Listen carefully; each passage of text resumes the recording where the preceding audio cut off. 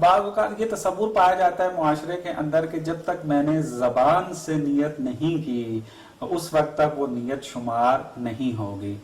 تو آپ کیا فرماتے ہیں اس بارے میں؟ آیا یہ تصور ٹھیک ہے؟ تو سوال آپ کا جو ہے وہ مبتلا بے ہے، یعنی اکثر لوگوں کو یہ درپیش آتا ہے اور کنفیوژن ہو جاتی ہے بعض اوقات کہ جی نیت کی جائے تو نیت کیسے کی جائے؟ آیا کوئی مخصوص طریقے سے کوئی خاص کلمات ہم نے ادا کرنے ہیں یا نہیں؟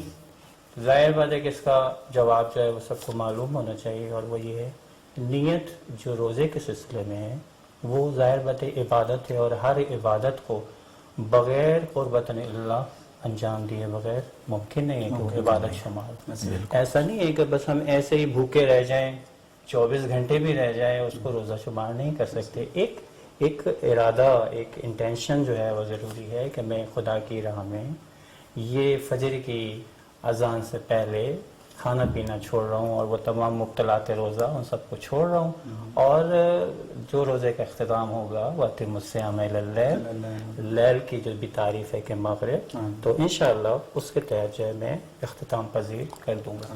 اس کے لیے دل میں ارادہ ہی کافی ہے، یعنی قصد کرنا کافی ہے. ہاں بس یہ اس کا بہت سمپل کوشچن ہے. اگر کوئی جج کرنا چاہتا ہے کہ جی میری نیت ہو گئی یا نہیں ہو گئی، اگر آپ سے پوچھا ہاں بھائی روزے سے ہیں آپ، تو اگر وہ کہ ہاں میں روزے سے ہوں تو کافی ہے. یعنی الفاظ کے جھنجھٹوں میں پھنسنے کی ضرورت نہیں ہے. یہاں وہ قربت، وہ ارادہ، وہ تعلق جس کی وجہ سے یہ سب کچھ چھوڑا جا رہا ہے وہی کافی ہے. اس سوال کا جو ہے وہ دونوں مراجع کے نزدیک، کیونکہ ہم اس پروگرام میں انشاءاللہ آیت اللہ سیستانی کے پوائنٹ آف ویو کو بھی بیان کریں گے، مقام المعظم رہبری آیت اللہ خامنئی کے بھی پوائنٹ آف ویو کو بیان کریں گے.